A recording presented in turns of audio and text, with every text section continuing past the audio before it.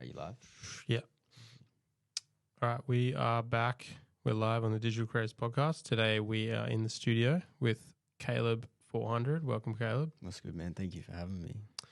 Caleb is a film director, originally from Karratha. He's been going hard this year, making some crazy videos, such as Magic Touch with Lozza. Recently made a music video called Nerve for one of Ghostmax's tracks. He's also been working with Wesley Black. And yeah, just been going insane this year. Been loving the videos that have been coming out. Thank you. And had to have him come on and just chat about what he's been doing. Also, he's been working with some big brands like Adidas. So yeah, wanted him to come on and talk about how he got into it and goals for the future and all that stuff. So yeah. Yeah, so I grew up in Karratha and moved to Perth when I was 17.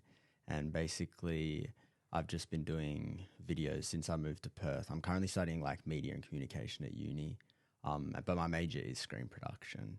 And I only really started making like videos within like the last year and a bit. And then before that, it was sort of just like putting my toes in the water type of thing, like just seeing what it was like if it was something I wanted to really pursue. But like growing up in Karratha, it was like super good and freeing for what I do now. I think it taught me a lot about myself and it lets me do what I do now. Yeah. So yeah, what was it like growing up in Karratha as like a creative? Were you just like running around making videos and stuff? I mean, like it's a country town, so you know, 25,000 people maybe. Yeah, I think now maybe. I'm probably wrong on that, but yeah, it's anywhere from the 25 to 30,000 people. But I think when I was growing up, it was a lot less than that. But obviously, like the mining boom and all that sort of stuff attracts so many people, and it's a very livable place, a good place to raise your kids type of place because the money's good. Everyone knows each other. So it is like a mining town. Yeah, that's basically. exactly what it is. It's a mining town.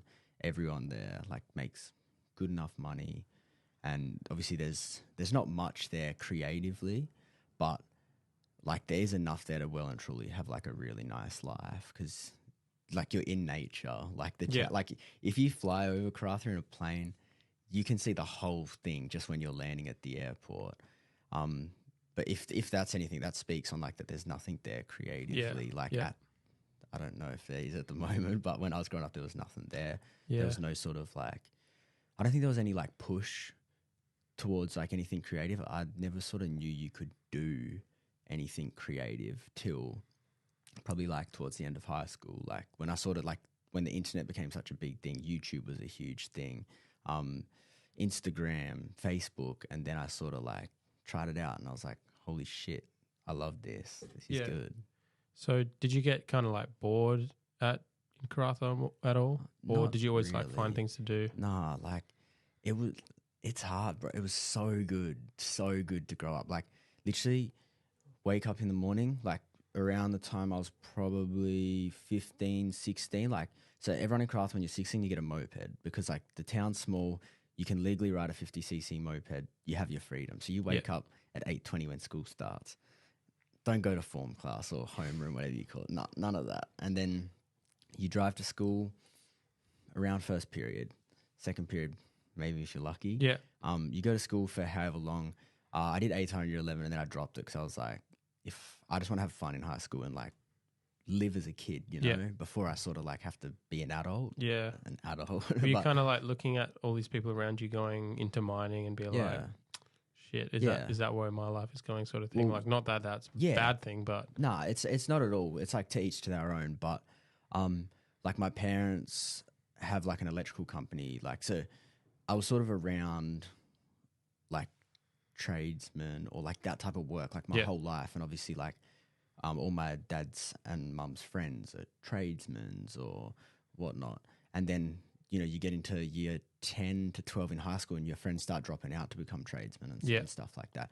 It's like the typical. Yeah, well, it's like the sort of the main career path there. And that is definitely something like the schools actually like really push you for, I found.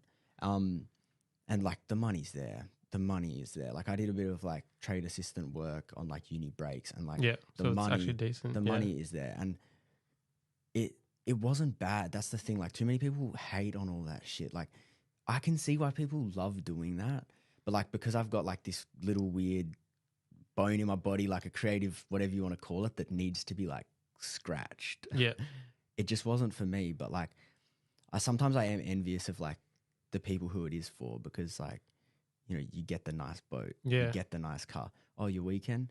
Let's go out on the boat with all like the lads, go out to the shack, have a few beers, you know, stuff like that. It is such a good life, but like that's not for me. So now I'm going to work like twice as many hours and probably get paid half the amount at the start. And then hopefully one day it ends up to being more than that. And I dodged it for a good reason.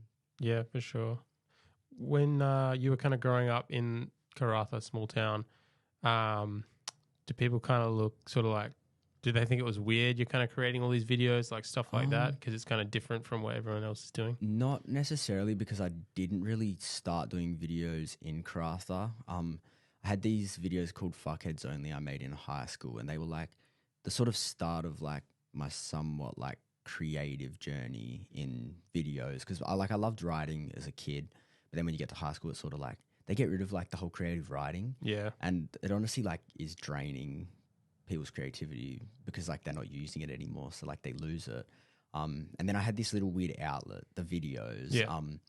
I only made 2 of them, and it was just 2 videos? Yeah, there was literally 2. Fuckheads Only 1, and then Fuckheads Only Part 2. And so what were in these videos? It was exactly what the title is, Fuckheads Only. Like it was just me and all my mates doing the dumbest shit ever in high school.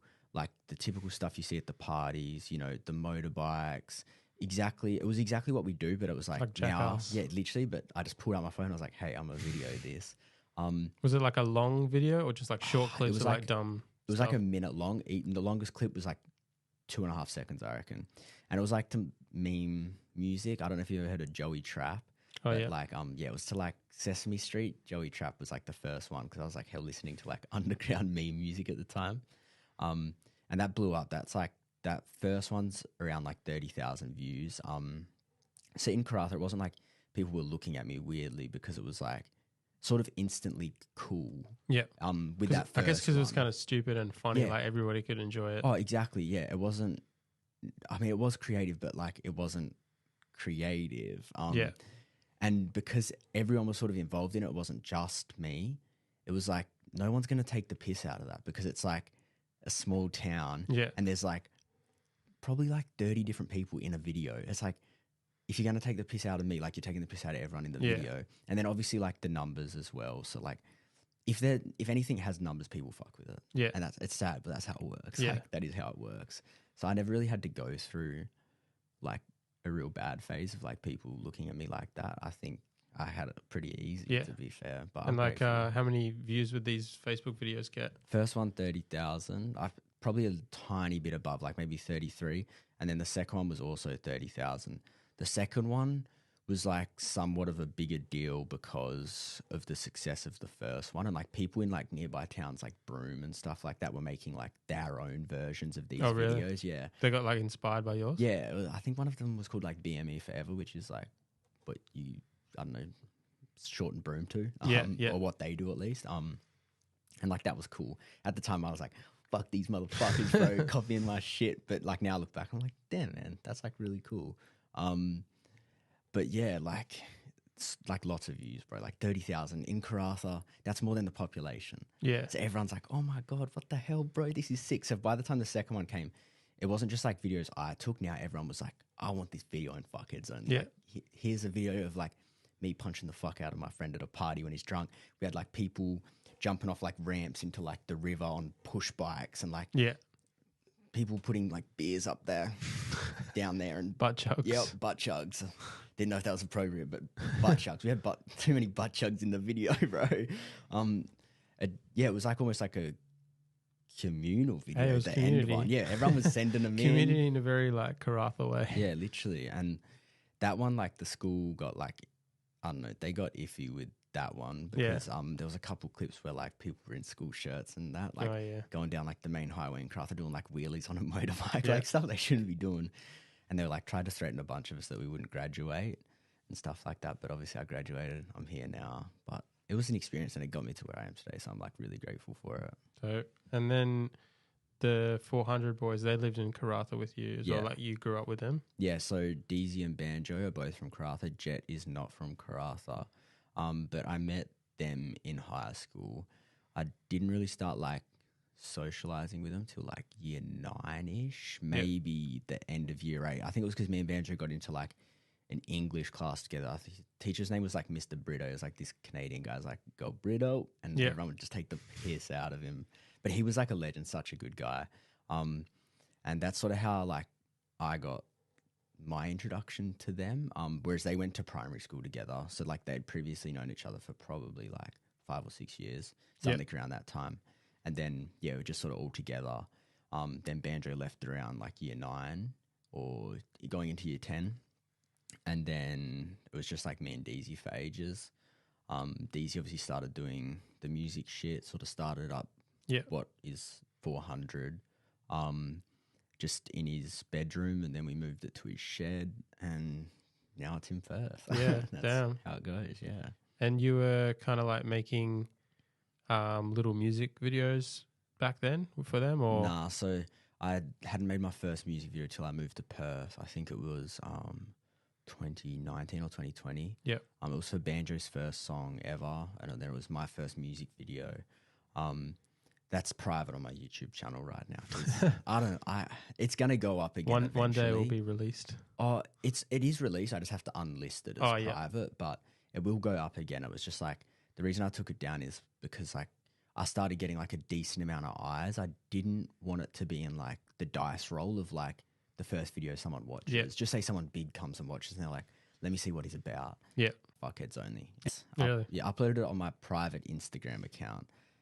And like for a private Instagram account, I did like weirdly well. And I was like, what the hell? I reckon like Karratha would be a sick spot to do a like music video like one day. Go back and just get everybody motorbikes. Literally. And like that'd be crazy. I want to go back with like a really big artist or an artist that's like loved in Karratha. I don't know. It'd be so sick to take someone back there like, I don't know, like Lil Baby or like someone like that is loved in Karratha and just like, I don't know, just as like a thank you, like, you did all this for me. Like, that'd be this sick. is somewhat for you. Like, because if you think about all like those rap videos where people are on like motorbikes and like quad bikes, all that, it's really like an Aussie version. Well, because like it's red dirt and spin effects, and some big hills, and obviously like there's the ocean. But like if you're in Karratha, like the beach is brown. Like you don't want to go. You go to Dampier Beach, like something like that. But bro, it would be so cool. Like just to give back to the community. I don't know, do something with the school.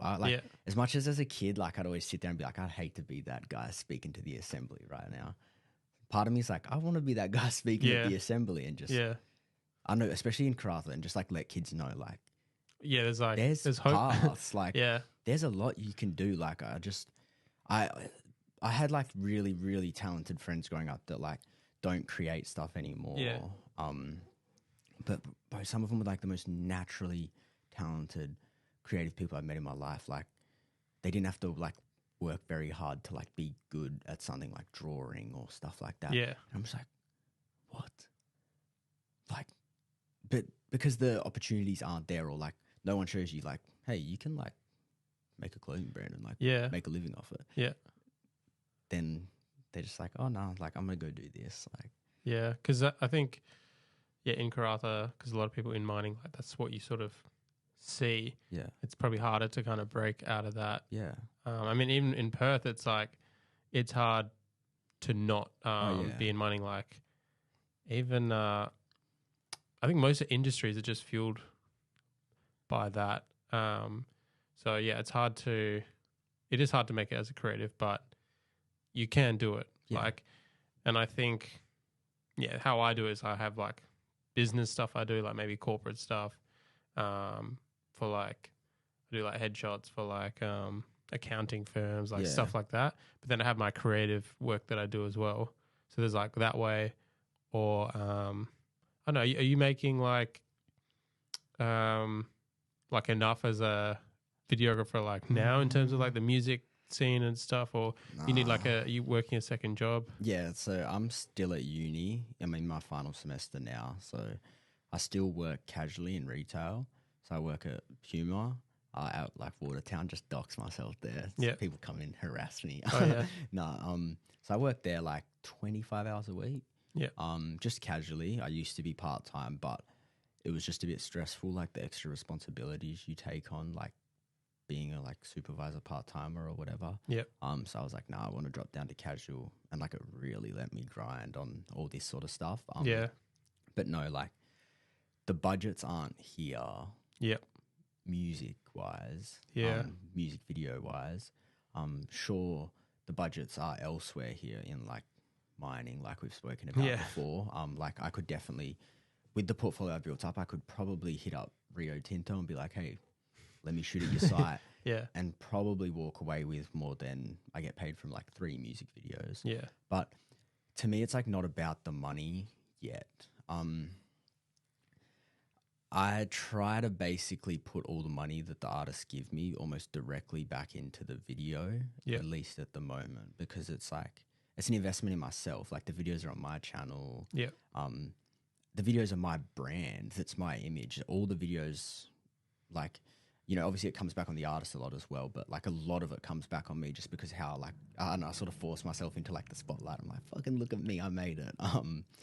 So yeah, I've honestly, for all my videos, I basically put all the money the artist gives me straight into the video. So is that in terms of like buying gear or paying for ads or?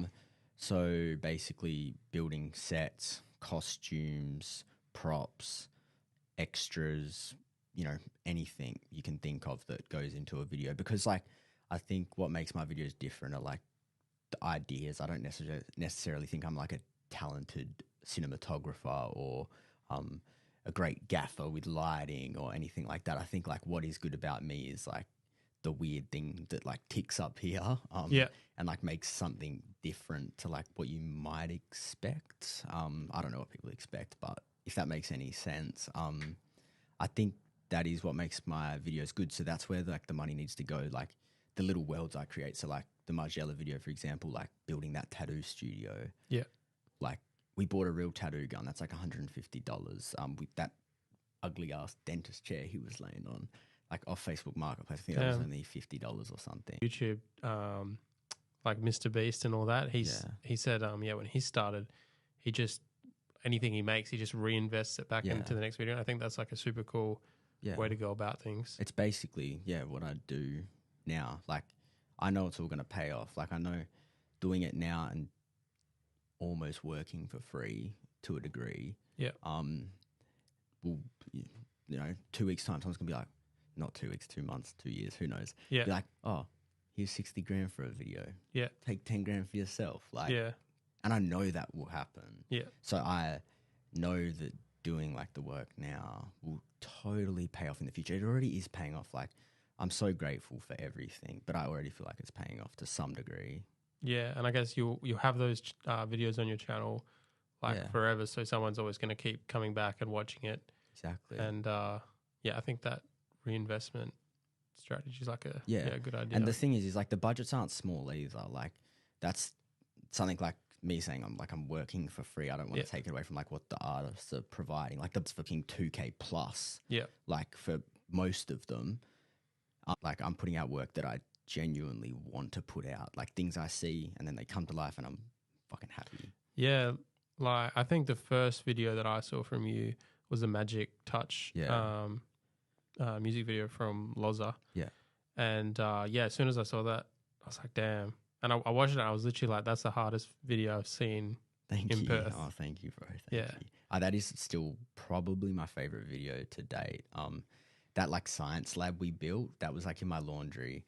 And like that is another example of like the things that money goes to, like all those test tubes on the, like we had to buy all those, bro. The microscope, had to buy it. Like, bro, yeah, I just love that video so much. It's just like, that was like the first time me and Lozza properly got to like, because we did a video before Madden with Stan Caviar, shout out to him as well. And that was like the first video that sort of like took off to a degree for me, like hit 10,000 views. And it was technically like my fourth video, like music video at least.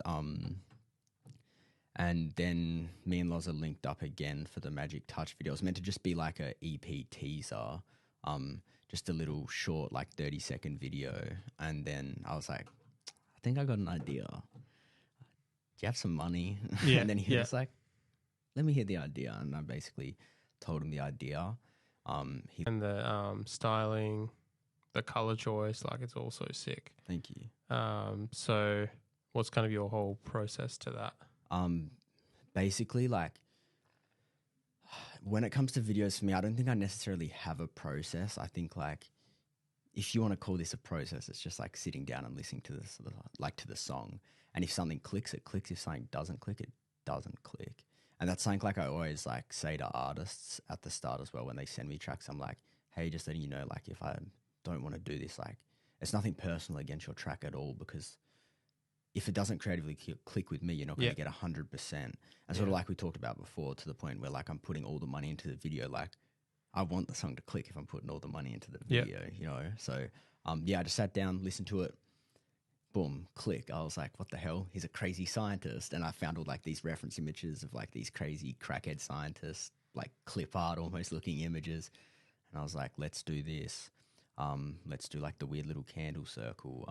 Let's get a motorbike. I just wanted to feel like dystopian and weird, like almost futuristic.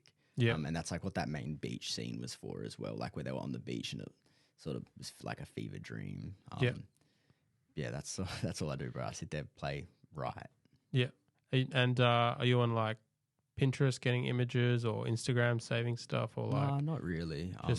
If I see something when I'm casually scrolling, like, so like before, like when you went to go grab the light, I'm sitting there like on TikTok scrolling and I see something, I'm like, ooh, screenshot. And then I just add it to like my camera roll or album.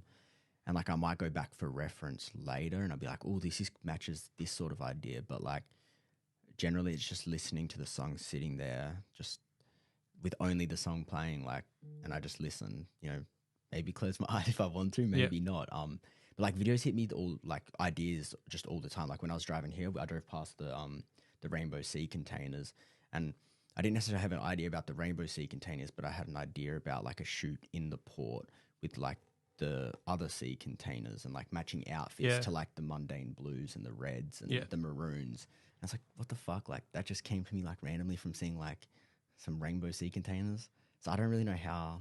Yeah, the port, the Freo port goes hard, like in terms of a spot. Like literally, it does. I've seen Marley Jose shoot there. I think maybe with Dylan Guy. Yeah. So fucking cool. Yeah, there's some coming in the back. Like when I think we were talking about how like Perth's kind of a little bit underrated. Like people don't hype it up too much, but if you have the creative ideas and you can like identify these spots, like you can make anything look sick. Well and truly. Yeah. I think that is something that people sleep on with Perth. And I did it as well. So like I can see why everyone does it. I was like, oh bro, there's fucking nothing you can do in Perth. And like I'm working on a video like at the moment. I can't say like too much about it, but I was like trying to find like an airplane hangar to shoot in, and I was just getting turned down by every hangar. And then I stumbled across the Aviation Museum in Bull Creek. Oh yeah, I never fucking knew it existed. They've got fighter jets in there, bro. So now I'm trying to shoot in there with them, like next to the fighter jets, in like a hangar type thing. And I'm just like, there's gems everywhere, bro. Like my nana's house is in Bull Creek. My dad grew up in Bull Creek. Like I've been there 2 minutes away from that place so many times in my life, and I didn't know it existed. That's an example of Perth is like a great fucking place. Yeah, 100%. And I think with each generation, I think it's that generation's sort of almost like, I don't know, responsibility is the right word, but if you reinterpret everything, like like the Aviation Museum, like I'm sure it used to be popping back in the day, but then like maybe it's not so much popping, but if you have like a new vision for that thing, you can bring like a new life to it. Yeah. And there's so many like random spots around Perth that like you wouldn't even think of, and like you can make it look sick. Like I drive past that Aviation Museum like all the time. That's crazy. It looks so cool as well. Yeah. Like they got some old planes in there. That's sick. Big tonkers, bro. Like some huge planes. There's so much in Perth. Like I mean, I still have to build sets. That's the one thing I always do is build sets, because like sometimes there isn't a dingy tattoo studio that I know where it is. Yeah. Stuff like that. But aside from that, there is so much in Perth. And that one clip from Magic Touch where you had someone on a motorbike whizzing through the tunnel. The tunnel, that's pretty crazy. Yeah, that was sick. Like that was one of the homies. I don't know if I should say his name. It's pretty fucking illegal, but yeah, and basically we just paid him to be a stunt double. Put him in Lozza's costume. We did like probably 6 laps of the tunnel. Just back and forth. I don't know. It was probably like 11 o'clock at night. We tried to keep it like somewhat low key. Yeah. He was crazy, bro. Like I honestly was like, this man could die. Like right here. Like he'd pop it up. We're literally already going like 80 kilometers an hour, just trailing next to him. And he's like, and then he just takes off. And I reckon like at least like 140 maybe. But like he just keeps it on the back wheel, and it is fucking scary. Because he could like easily just get speed wobbles and boom. Gone, under a car. See you later. But that tunnel like is so sick. Like I've used it in some of my photo shoots and stuff. That's an example of like one spot where I think maybe I can't remember if I have seen. Yeah, maybe I've seen a couple. A lot of people use used it. Yeah. But it's just like once you capture it in like a certain way, it just like looks sick. But no, aviation. I would never have thought that aviation museum. What's like some other? I'm sure there's like, I think it's like, even us as like photographers or videographers or content creators, like you can make a place look completely different. Like even some of these TikTok videos I see on like the Perth is okay page, they make like this waterfall spot look like so sick. Crazy. So the more I live in Perth and the more I see like this content and things shot in a different way, the more I'm like, I want to go there. That's sick. Literally, you just have to like see it differently, and that is the hard part about Perth being a small place as well. Is like, yes, there are lots of amazing spots, but like, so just say I go use the aviation museum for like this upcoming video, and then like people start, I don't know, I'm not saying people are going to start using it, but just say people do. Yeah. Then it's just like, it loses its like punch. For the tunnel, for example, obviously it gets used a lot, so it does lose its punch. But when you do it in like a different way that people haven't seen it done, then it punches even harder, because it's like a common thing that people see. So it's already like, people know. Like flying an FPV through the tunnel instead. Literally, that would be fucking crazy. That would be so sick. But you'd probably need to like close off the road or something. Yeah. I think also it's hard in Perth because I don't think like the city isn't used to people shooting like music videos or like,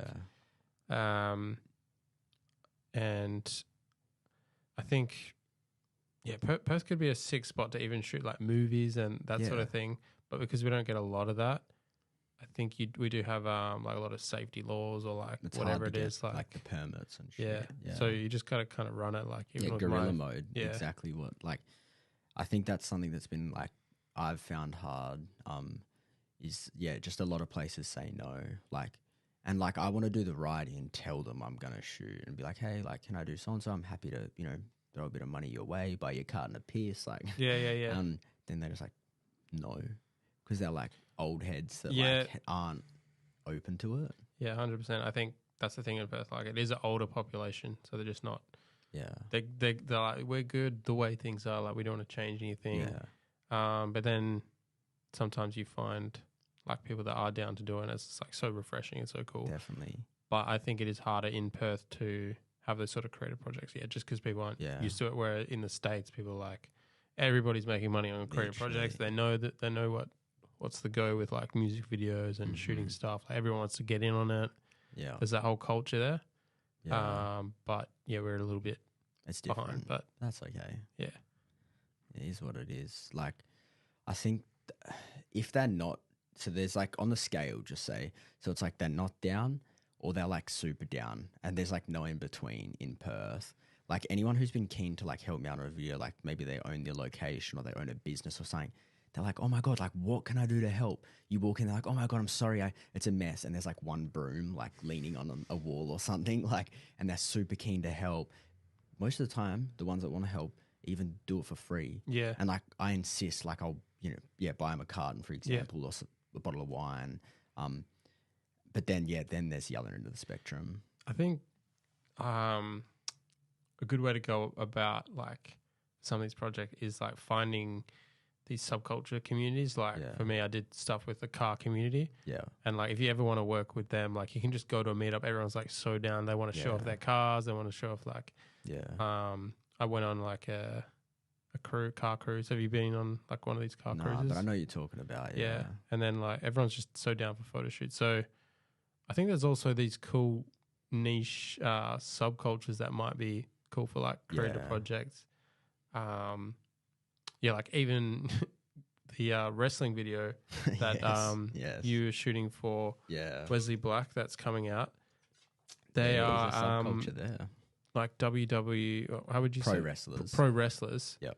And they have like a little ring up in, where was it? Malaga. Up in Malaga. And I went in there. Everyone was like, dabbing you up, and everyone's chill. And nicest people I met in my life. Yeah, and like I had no idea that place even existed, or there was like a wrestling community. Literally, I had like a slight idea that there was like somewhat of like a pro wrestling community in Perth just through Wes, like because obviously I've previously worked with Wes twice on Dropkick and Sleepless Nights. So like we've gotten quite close, and he loves wrestling, so like he'll tell me like, oh, I'm gonna go see blah blah blah blah blah at so and so, like fucking Cage Smashers 2.0 or some shit like that. And I'm like, what the hell are you on about, bro? Fuck off, this shit's bullshit. And then I went to that, and it was like, what time did you pull up to that? Were they still fighting? Later. No, they just wrapped up, unfortunately, so I didn't get to catch them. But so like we pulled up just as they were still like finishing the fight, and it sort of changed my whole outlook on pro wrestling. Like now it's something I really want to start watching. Like, what was it that changed your perspective? I think the community aspect and like how it's like a show. Like it was crazy. Bros were doing front flips, slam, bang. He's like down on the floor dead. His homie jumps up in the ring from the crowd, boom, drops him. Then his homie jumps up, boom, drops him. And then they're calling each other out for a 9-man tag team tomorrow night. And like, I don't know, there's just something about seeing people like passionate about what they do and like really love it when it's like not even like big. Yeah. That's like so inspiring. And then also meeting Taylor. Holy fuck. Nicest guy I've met in my life. Stayed there till 3 in the morning? Yeah. We finished? Yeah. He had been there for that whole show from before, however long that ended at 9, probably started around maybe like 6-ish. Stayed till 3 o'clock in the morning. Sat there, pressed the smoke button for me, clicked play on the songs. Then he'd get up and wrestle and teach Wes moves. You don't see people like that often. Yeah, or like 100%. Like, or little like subcultures like that. And I think it's a lot bigger than we even think. Like, because, all we've seen is that Malaga place like that. But I have a feeling it is a lot bigger in Perth. Like, you look at Taylor's socials. Yeah. Yeah, I think so. And I would watch that. Like, I didn't know it existed. But I'm like, when's the next show? Like, I want to come and like, bro, he's watch doing like a championship fight or something. Like, he's actual Warriors pro. He's actually really good. I reckon. Yeah, we should all go. 100%. 100%. Because like that's the thing about Perth. Like, if you arrive here and you don't know what's going on, you kind of look around and be like, there's like nothing going on. Yeah. But if you know people and you like, there's actually like right now, there's some community doing something like fucking sick, like somewhere in Perth. You just got to like know them and be connected. So I think Perth's all about people and connections and all that. Well, like perfect example. What time is it? Like 11 o'clock? Yeah. We're in a shipping container in Fremantle doing a podcast. People are walking past. I drove past this like 2 times before I even found it.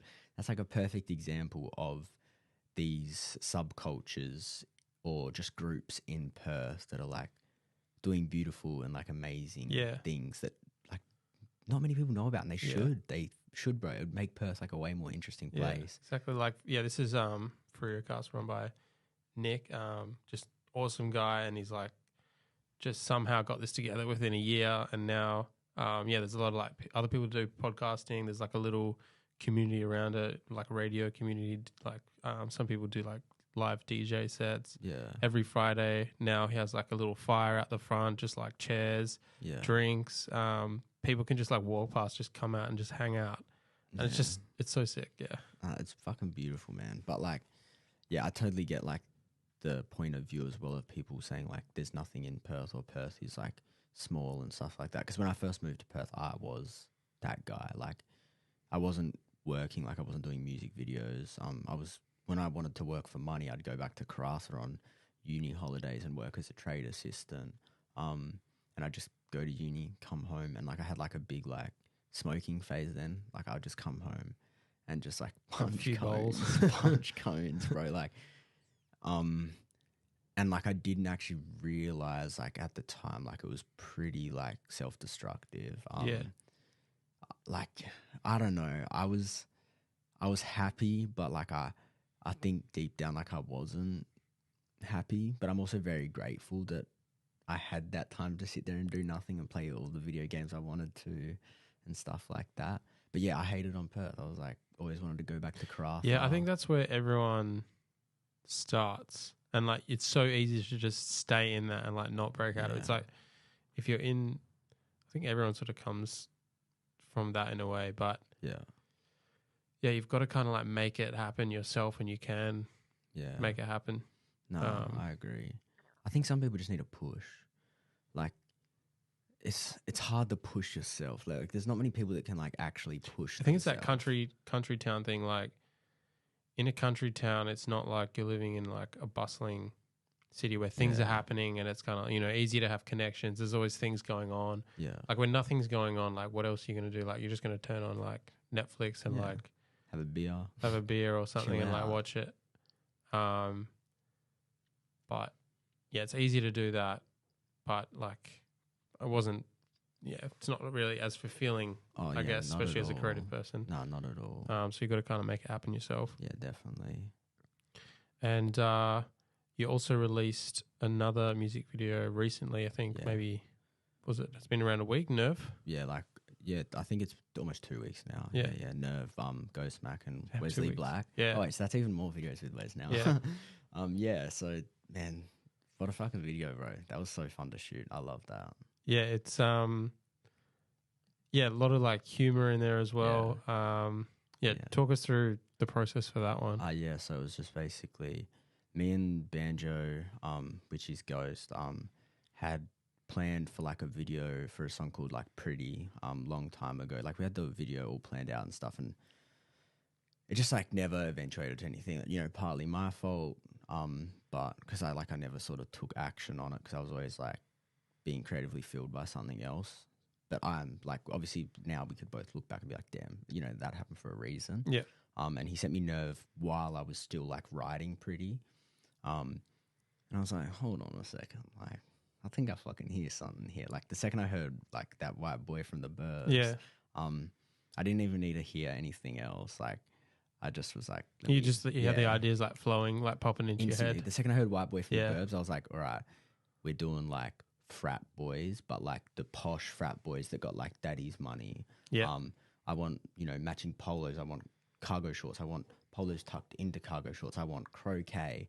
I want golf. I want jet skis. I wanted horses. I wanted a nice car. Like I wanted a nice house, tennis. I wanted all that stuff the second I heard white boy from the Burbs. And I just called him. I was like, this is my idea. Do you like it? And he was like, yeah, man, what the fuck? Like that's so cool. And which I'm very grateful for because my ideas are a bit fucking weird. Yeah. So I'm grateful for the trust and like, because obviously people trust me with their money as well as their image because they're on the video. Yeah. And then from there, like, I just reached out to all the places, the jet ski companies, sussed a house, sussed a car, all that sort of stuff. Bought like the croquet sticks off some beautiful, lovely old lady off Marketplace. Went to her retirement village, picked them up. She's like, oh, what are they for? Oh, a music video. She's like, oh my God. She was so interested. It was cute as fuck. And then, we just shot it 2 full days of shooting and then probably like 2 full days of editing. And the house, was that an Airbnb or? Just family friends. Family friends? Oh, cool. Yeah. So, we got it for a carton of beer and a bottle of wine. So grateful for them letting us like use that house. And like something I was really worried about using that house is like in the video it looks like I'm taking the piss out of that house technically. You know what I mean? Like I'm saying like, oh, anyone who lives here looks like this. Like, that's what the video looks like it's saying, but like it is not saying that at all. Yeah. Which I was quite worried about and like very conscious of. Yeah. So like, yeah, I just like let them know like how grateful I was. How do you think you would go about, like, I'm assuming you want to maybe connect with bigger international artists and stuff Yeah. and make music videos for them. Truly. Have you thought about how you might want to go about that? Just fucking keep working as hard as I am. Hope that my videos get put in front of them. And then do exactly what I'm doing now. Exactly what I'm doing. Like, I don't know. I feel like as a director, sort of like editor, like not wanting to be labeled as like not a videographer, but like as every other videographer, or like, oh, this guy like shoots music videos, or like, oh, he does this. Like, you know what I mean? I definitely had to like fight like really hard to sort of like just get like the level of like respect like an artist would get, like a rapper or something. And like just almost like force it. Like I tell them like, no, the video's on my channel, and like I'm still gonna do that whether you're a Perth artist or fucking Lil Baby. Like I'm still gonna be like, the video is on my channel. Yeah.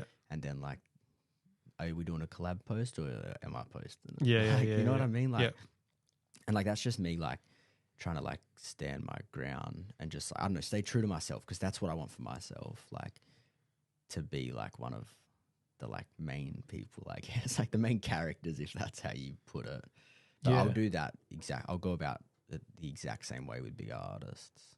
No, I think it's kind of a new way I've seen people doing things as a content creator, like reinvesting in your next work.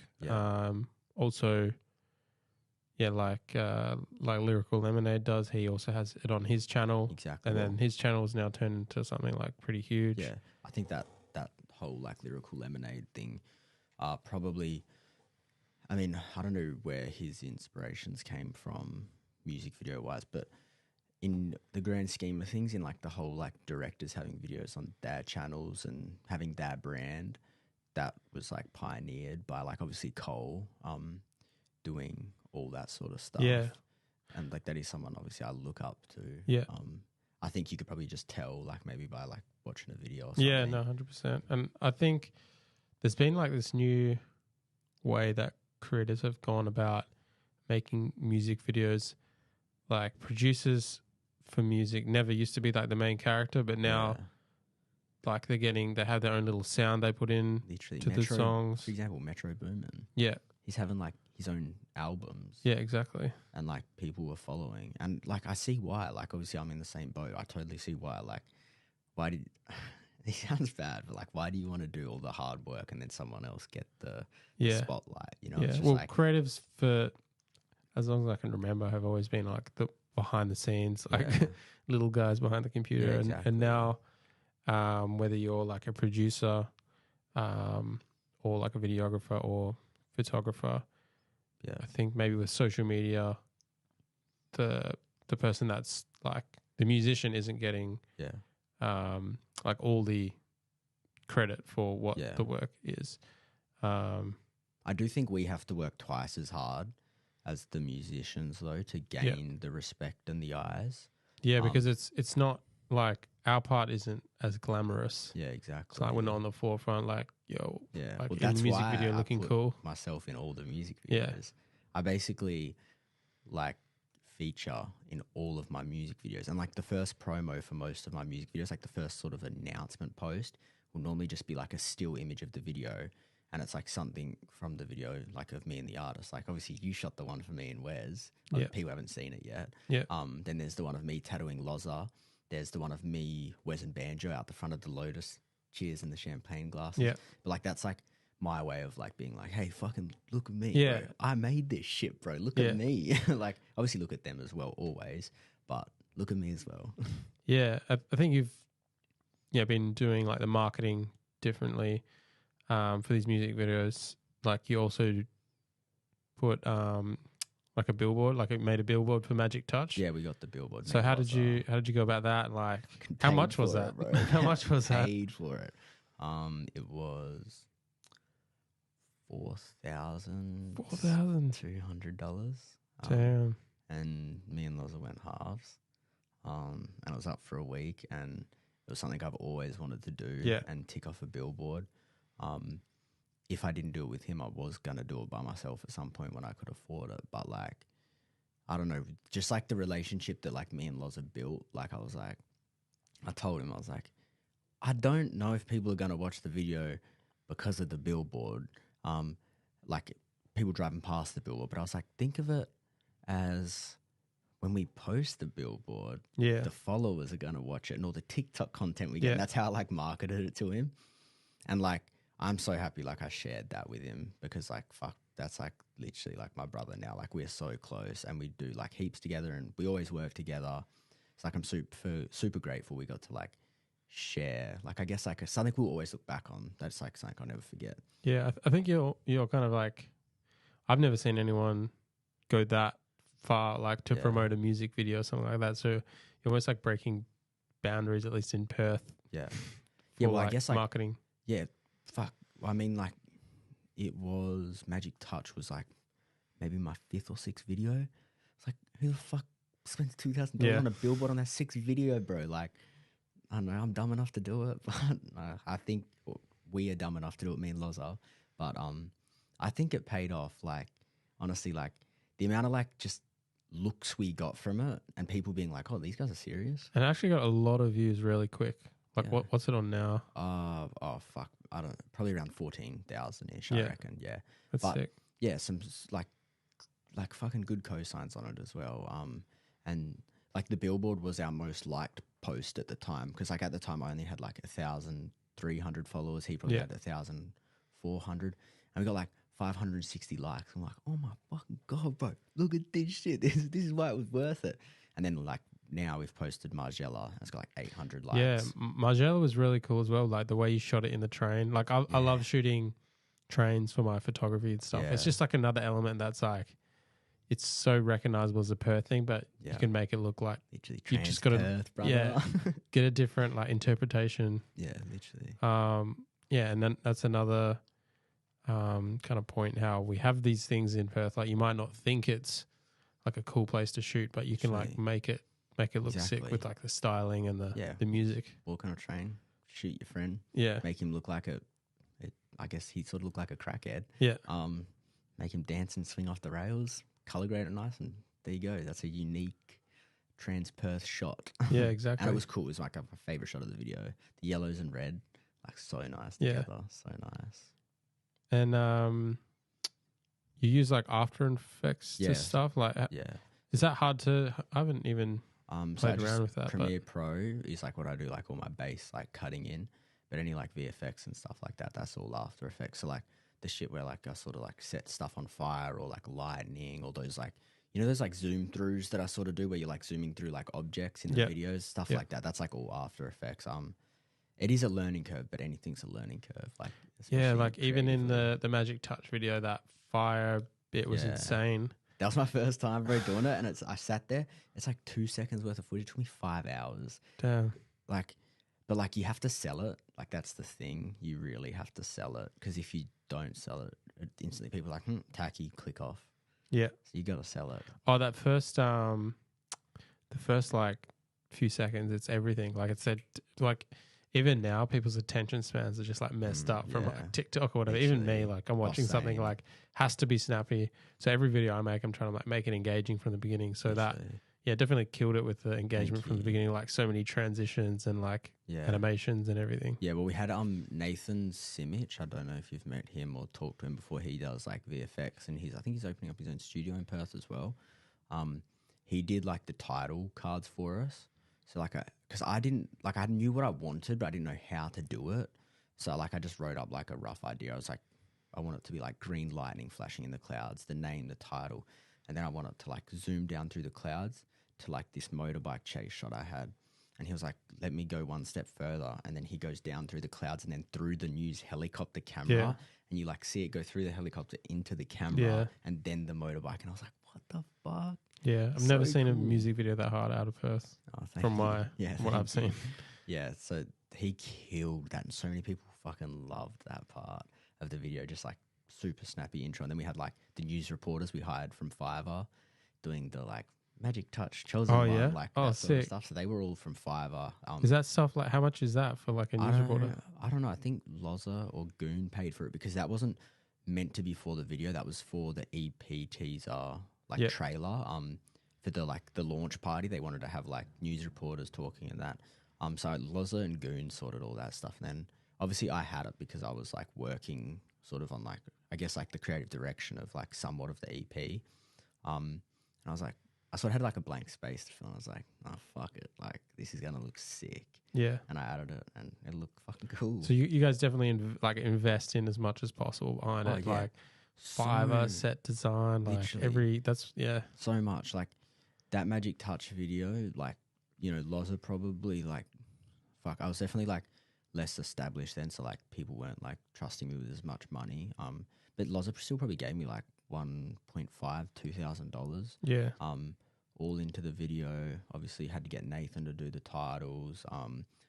Obviously we paid the news people. I don't know if Goon or Lozza paid them, but then they also did the EP launch party, so we paid to hire a venue. Shit. And then we made T-shirts as well for the launch party.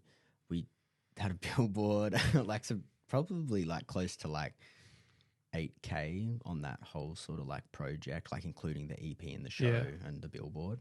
Have you had like a good response sort of like nationally over East and like internationally for it? Yeah, I'm getting like a decent amount of traction in like the US at the moment, which like I'm aiming for. Like that was a goal of mine this year. It was like to really hit like a US market because like you sort of like mentioned before, like in the US, like this is like a common thing. So when people see something creative and cool, like they fuck with it. Yeah. Whereas here, like sometimes people like to stand like behind the barriers until there's like enough people on that side. And then they're like, oh fuck, like I'm gonna jump over. So like I was like, if I can really build up like a good fan base and just not even just fan base, but just like a group in the US that like watch my stuff, engage with it, and I engage with theirs, watch their stuff, listen to their stuff, and the numbers rise to a certain point, everyone here jumps the barrier and now they're all in there. Yeah. And it just sort of eliminates that awkward friction of like the people who don't want to fuck with it because I'm not targeting them anymore. Yeah. I'm targeting like a total different audience that probably will fuck with it. Yeah, it's so important to build that community. And I've noticed yourself and Ghost and I think Lozza as well, like really good at getting people to sort of engage in the content, like replying to comments, like comment like this emoji or like just unique sort of captions that make people want to like respond. Yeah. That's been really good. Yeah, like I think that's been a really big focus. At least I know for like myself, and definitely Lozza and Banjo, like 100%. Like at the start of the year, around the time like we did Magic Touch, like me and Lozza were like, bro, like we need to go all out on like this social media stuff, because there's like so much to gain from it. Like especially TikTok, like back then, it was a lot easier for like artists to grow. Where it's not so much nowadays. Like I hassled Banjo and DZ to get on TikTok, gave them ideas, all that sort of stuff. Yep. They did them occasionally, but they didn't do it as much as I wanted them to. Yeah. And the problem is now it is a lot harder for them to grow because people don't want to follow artists anymore because it's so oversaturated unless you're doing something different. Whereas Lozza, for example, who was posting TikToks through that not early stage of TikTok, but the start of the artists promoting on TikTok. Now he's already breached the sort of awkward spot where people don't want to follow you below like 1,000, 2,000 followers. Yeah. People see 400 followers like, fuck this guy, bro. He's fucking shit. Yeah. It's unfortunate, but that's how it is. And like, yeah, I think I definitely benefited off that time. Like I was posting sometimes 3 times a day. Definitely 1 time a day for like at least 4 months. Yeah, I can't believe that TikTok era's gone. Like, I remember I used to post and get so many views. Now it's like pretty tough because like everyone's on it. Yeah. TikTok used to be cringe to be on TikTok. Literally. Like, and now everyone's on it. Yeah. Everyone promotes their music on it. Lip syncing videos in like front of the phone. Yeah. But, like that used to get views. It doesn't get views now unless you've already built up like somewhat of a fan base that will instantly engage and then it pushes to the other For You pages. But if you don't have that initial like fan base, you don't get the initial engagement. Yeah, I don't even know, like I used to post on, say, TikTok to get views, and then it follows over to other platforms. But now it seems like I'm not getting views like anywhere. So, which is like, I mean, I was doing it to like grow, but now I'm just like, I guess I'm just posting here and there. Yeah. Like, have you noticed that, like, not getting as many engagement and all that stuff? I find it comes and goes in like phases. Like, I'm back down in like a low. But like the way I like to measure it is as long as like, so obviously you're always going to have like constant lows throughout like the journey, but as long as the lows are like higher lows than the last low, like you're making progress, which is something I've sort of noticed. And it gets me through these shittier times where I'm not getting views on TikTok, because like before my lower lows were like 100, 200 views on a video, but now my lower lows might be 500, 600. And it's like, okay, like I see there's growth there. Yeah. And then you hit your random little high spots and it's like, holy fuck, every video is getting like 5K, 7K, 10K. Yeah. But it comes and goes, eh? Yeah. You never know. And recently as well, I saw you did a video for Adidas Italy, which is like really cool. I think a lot of Perth creatives, like their dream is to kind of work with like an international brand like that. I've been seeing some studios, like there was that Butter Goods collaboration with Puma. Yeah, that was sick. I think there was another creative studio. Can't remember the name now. They also did a project with Puma. Maybe they even worked on that. Yeah. But yeah, there's not a lot of big brands coming here. Yeah. But that's pretty cool that you did the one with Adidas Italy. How did that come about? Yeah, so that all came basically through like my homie Mario. I didn't know. Fuck, I met Mario like maybe 2 months ago. But like, yes, it was like probably like how me and you met. It was like on socials before we even met in person. Like one of those type of interactions. Just swipe up. Hey, fuck with you. Like, let's do something sometime. Yeah. And like, cause he works in that world, like the brands and all that sort of stuff. Like he's done some big stuff with like Hennessy and ASAP Ferg and like, you know, so he's got the connections. Like people know who he is, and if he sends someone an idea, they will look at it, you know, maybe accept it, maybe not, who knows. But he sent something to a marketing girl at, I don't know her name, sorry, but like he sent her like a proposal because they did like a video for Adidas Italy in New York, just speaking with Italian people from New York, basically. And he was like, hey, the Women's World Cup's being held in Australia. Like, and we have a huge Italian population in Perth. So like, why the fuck are we not doing one here? Yeah. And he's seen that one. He's like, we can do fucking better. And I don't know what studio he hit up, but he hit up like a group to do videography or something, and do the video and like direct the video. And he just didn't think it was feeling right. So that fell through. And then we actually met in person. And he like brought it up, and I was like, he sort of like showed me something. He was like, before he even asked, he was like, he showed me the Adidas New York thing. He was like, do you think you can do something like this? And I was like, bro, I can make something fucking 10 times better than that. What the fuck is that? No disrespect. It's actually a beautiful video and it's very commercial. It's just not like my style. Yeah. And then he was like, well, like, you want to work for Adidas Italy? And obviously work for him. He was like, yeah, like we'll like co-direct it together, shoot the video. He does the photos.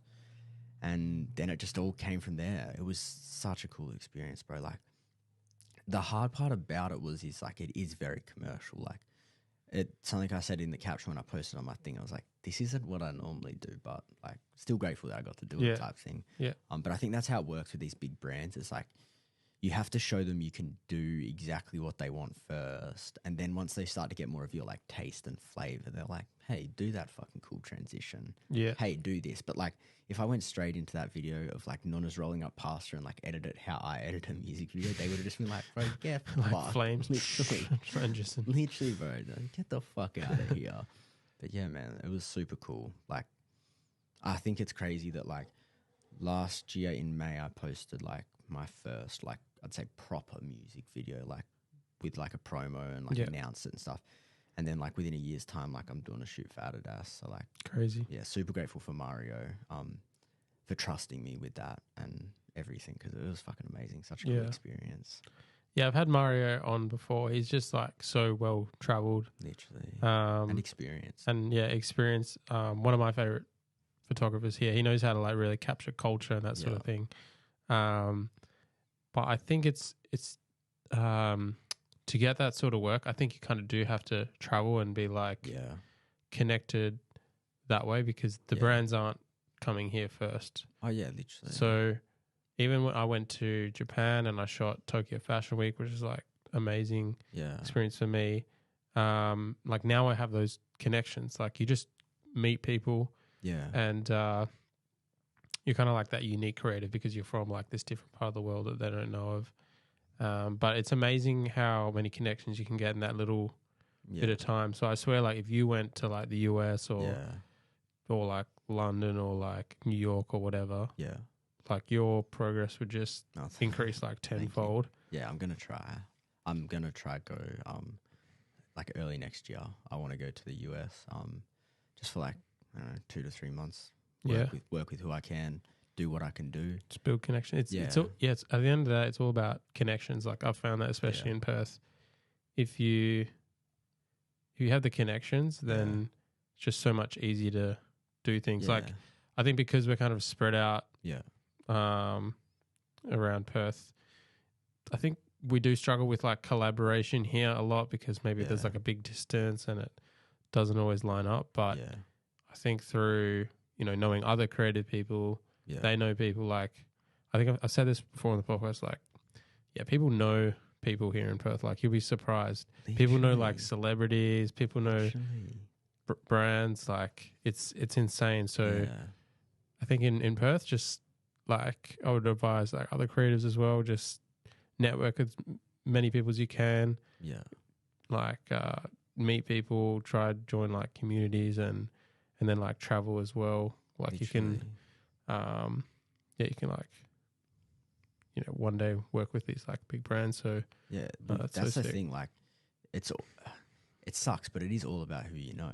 Yeah, like it is all about that. Yeah, but we have social media nowadays, so it is a lot easier to like make that first base than I imagine it used to be. Obviously, I wasn't creating in a day where there wasn't social media, but I'm sure it was harder before. But like, just like perfect example. Never meeting Mario before, and then we meet, and he's like, "Hey, let's do Adidas."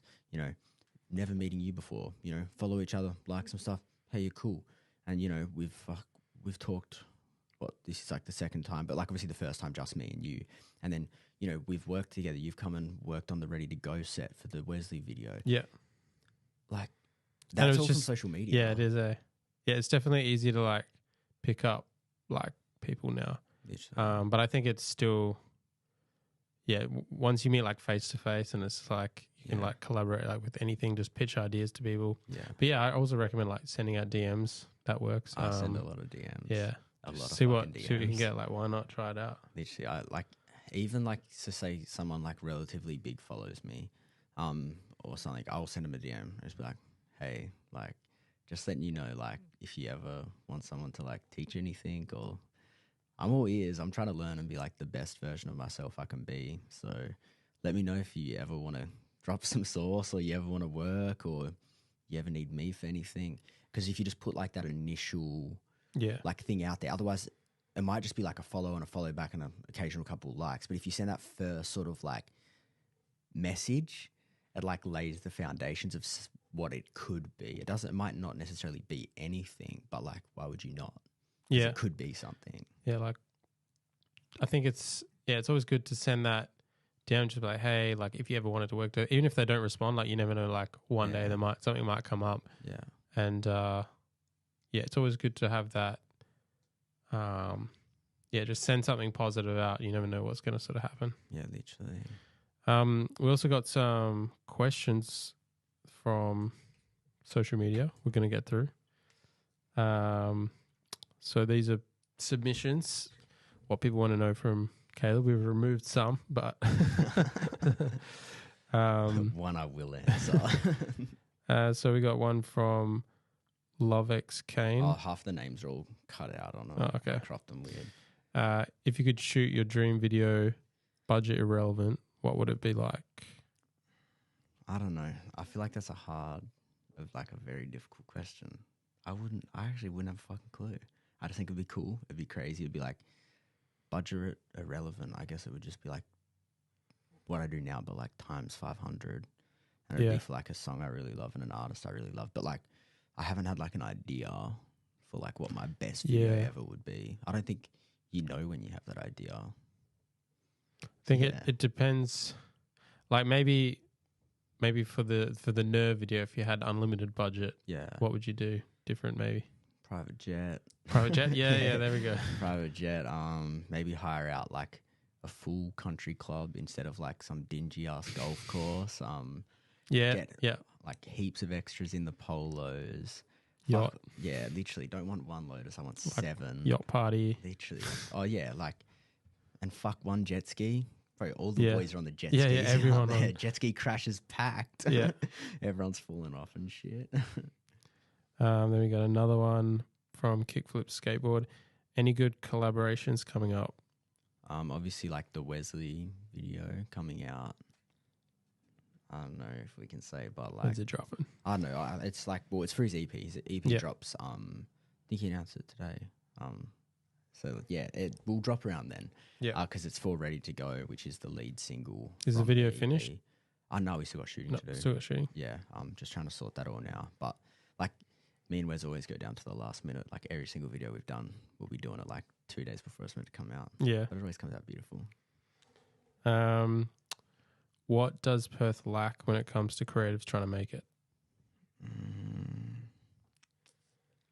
Fuck. I think, honestly,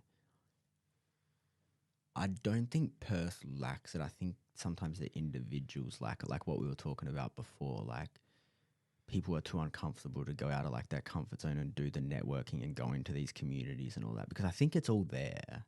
I think it just comes down to like the individual not wanting to find it.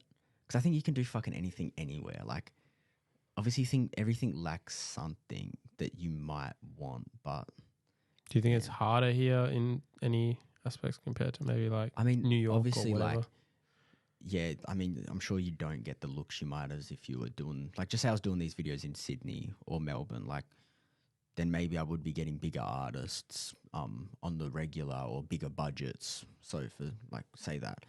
But like, fuck man, like, that's just the luck of the draw. Like, we're here. I mean, we're here. We have camera shops. Yeah. We have just work hard, market your shit properly, and people will see you. Like, you know, I've got like, like we were talking about before, like the contacts in the States and stuff, but like, you know, also over East. Like, if I wanted to go over East and do a video tomorrow, I could. Yeah. Market yourself properly, work hard. It doesn't matter where you are. Could be doing it in Karratha. If I worked hard enough, I could go to New York or whatever. Yeah, we live in the time of the internet, so literally, there's endless possibilities. What does Perth offer creatives? I think comfort. It's chill here, guys. Definitely. It's chill. That would be like the main thing, comfort. Like we can drive to sets safely.